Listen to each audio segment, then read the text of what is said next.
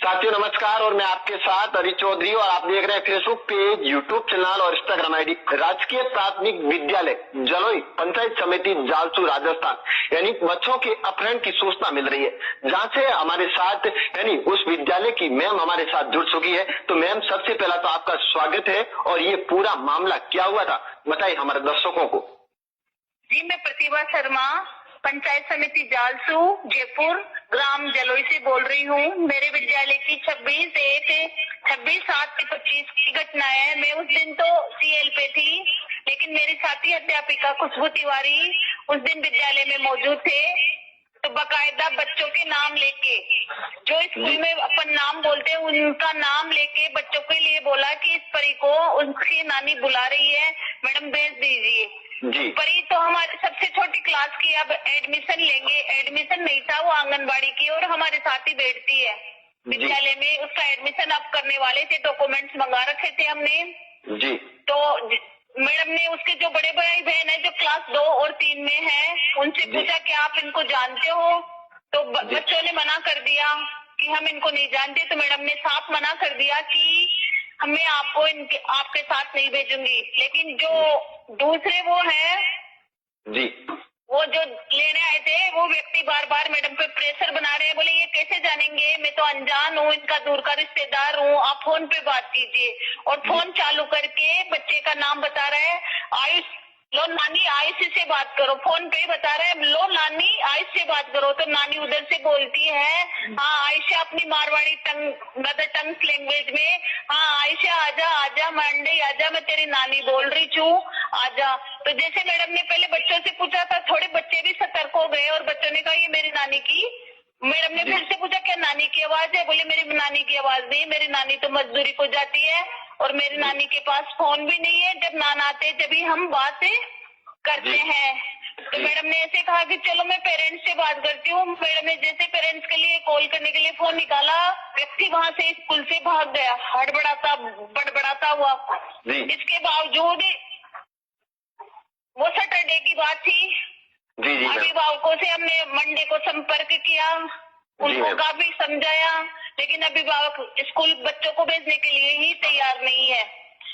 काफी रिक्वेस्ट की भाई आप स्कूल बच्चों को भेजे, हम बाउंड्री की हमारी गारंटी है, लाने ले जाने की आपकी जिम्मेदारी है, लेकिन वो बच्चों को नहीं भेज रहे। दूसरी घटना 1/8/25 को हुई, विद्यालय की छुट्टी के बाद मेरे विद्यालय में नेहा मीणा नाम की एक लड़की पढ़ती है जो मूक बधिर है, उसके साथ में उसके मामा का लड़का बजरंग मीणा, दोनों रास्ते में जा रहे थे। 30 चौराहा था, मतलब 3 रास्ते एक जगह फट रहे हैं, जिसमें से एक उनके घर का रास्ता था। तो जब गाड़ी आती है और नेहा मीणा को खींचने की कोशिश कर रही है, बाइक वाले मुंह बांध रखा है, व्हाइट रुमाल से ब्लैक कपड़े पहन रखे थे। नेहा मीणा को जब खींचने की कोशिश की, गाड़ी में बिठाने की कोशिश की, तो मूक बधिर बालिका थी, तो बहुत जोर से कर रही, उसको आवाज नहीं आती, लेकिन आ करके अपनी लैंग्वेज में वो कर्रा रही थी। और फिर उस बालिका को हमने गुड टच के अंदर कुछ निर्देश समझा रखे, कक्षा 2 की छात्रा है, तो उसने उनको काटने की कोशिश की। साथ में मामा का लड़का जो भाई था, अब बच्चों में ये दिमाग नहीं भाई चिल्ले क्या करे, उसने उस बालिका को खींच रहा एक तरफ से वो दूसरे ले जाने वाले खींच रहे हैं, लेकिन अचानक कोई गाड़ी की आवाज आती है और बच्चे के काटने के साथ ही कोई गाड़ी आती है। तो उस गाड़ी की आवाज आने के साथ ही अपहरणकर्ता बच्ची को छोड़ के भाग गए। पास में एक मंदिर का काम चल रहा है, वहाँ बच्चे अंदर गए, वहाँ कोई गुरु माँ के नाम से कोई लेडीज काम की देखरेख करती है, उनके पास गए, गुरु माँ हमें बचा लो, बच्चे हमें पकड़ने वाले आए हैं, घर पे या गुरु माँ बचाए, हमें घर पे छोड़ दो। गुरु माँ उनको घर पे लेके गई, बच्चों को आराम से बात की, बोली मैं आपको घर छोड़ती हूँ, बच्चों डरो मत। ये घटना है। इसके बावजूद जब हमें इस सूचना का पता चला, तत्काल हमने FIR दर्ज कराई है। आज मेरे विद्यालय में निर्भया टीम सेल्फ डिफेंस सिखाने के लिए और थाने से भी कई अधिकारी आए हैं। मेरे विद्यालय में काफी लोग आ रहे हैं संपर्क के लिए, बच्चों की सेफ्टी के लिए। इसलिए सभी से निवेदन है, चाहे सरकारी विद्यालय हो चाहे अपने परिवार से बच्चे हो, स्टैंड पे अकेला नहीं भेजे। ये आम घटनाएं हैं, बच्चे एक दूसरे का नाम बोलते जाते हैं, वो सुनते हैं, पहचानते हैं, नाम याद कर लेते हैं, इसलिए नाम सही बोलने के बावजूद भी बिना पेरेंट्स के बच्चों को बाहर नहीं, मतलब छुट्टी की परमिशन नहीं दे, और बच्चों को थोड़ी सेफ्टी, मतलब सेल्फ डिफेंस होता है वो सिखाए। जी मैम, ये सरकारी विद्यालय है या फिर प्राइवेट विद्यालय है मैम? सरकारी विद्यालय है मेरा। सरकारी विद्यालय है। बिल्कुल आपने जाबाजी दिखाते हुए इन बच्चों को यानी अपहरण होने से बचाया है। तो मैम, आप अपनी तरफ से उन परिवार वालों को क्या कहना चाहेंगे जो कि दूर दराज से जो बच्चे स्कूल जाते हैं, पैदल चल के जाते हैं 4-5 किलोमीटर तक, उन परिवार के सदस्यों को आप क्या कहना चाहेंगे अपनी तरफ से मैम? मेरे उन परिवार वाले सदस्यों का यही है कि वो पहले तो अपने बच्चों को समझाए कि कैसे कोई व्यक्ति आ जाता है तो किस प्रकार से, जैसे दो के झुंड में जाते, कभी बच्चा सिंगल भी जाता है, अकेला भी जाता है, तो उसको ये सिखाए कि मिट्टी होती है, जिस परिक्षेत्र में वो रहते हैं, पर मिट्टी अभी गीली है, सूखी है, बच्चों के साथ ऐसा मिर्ची पाउडर बना के रखे ताकि बच्चों को सिखाए कि उनकी आंखों पे डाले कोई व्यक्ति, अनजान व्यक्ति से बात नहीं करे, रास्ता पूछने और मुंह पकड़ने की कोशिश करे, चिल्लाए, उनको ज्यादा भी नहीं तो काटे और अपना बचाव करे और वहां से भाग जाए।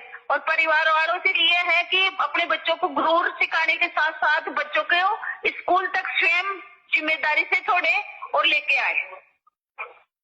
जी मैम, जिस प्रकार पुलिस आई और पुलिस ने उसके बारे में जो कि अपहरण का मामला था उसके बाद में कार्रवाई चालू की।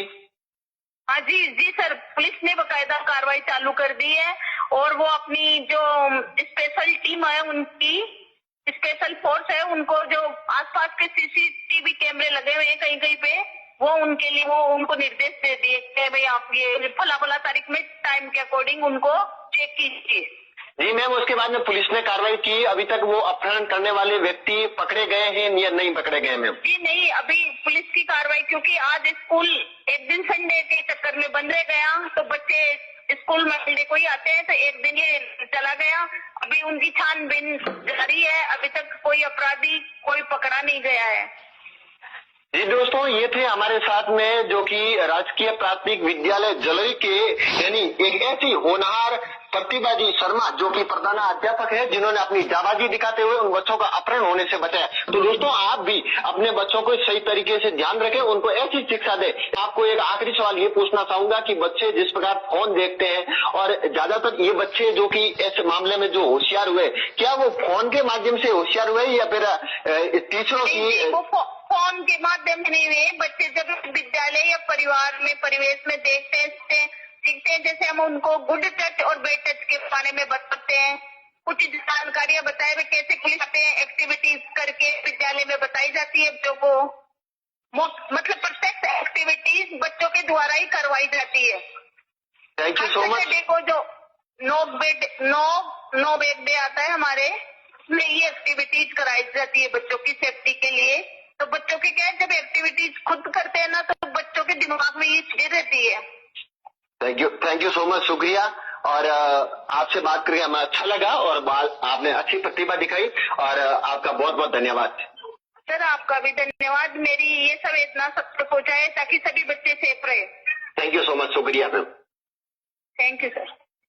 ये थे प्रतिभा जो कि प्रधान अध्यापक जो कि जयपुर से थी, जो हमारे साथ बातचीत कर रही थी। और ये सूचना हर व्यक्ति हर बच्चे तक पहुंचे जो कि बच्चे सतर्क रहे, सावधान रहे, अनजान व्यक्ति से दूर रहे। मैं आपके साथ आरिफ चौधरी और आप देख रहे थे फेसबुक पेज, यूट्यूब चैनल और इंस्टाग्राम आईडी। नमस्कार, शुक्रिया।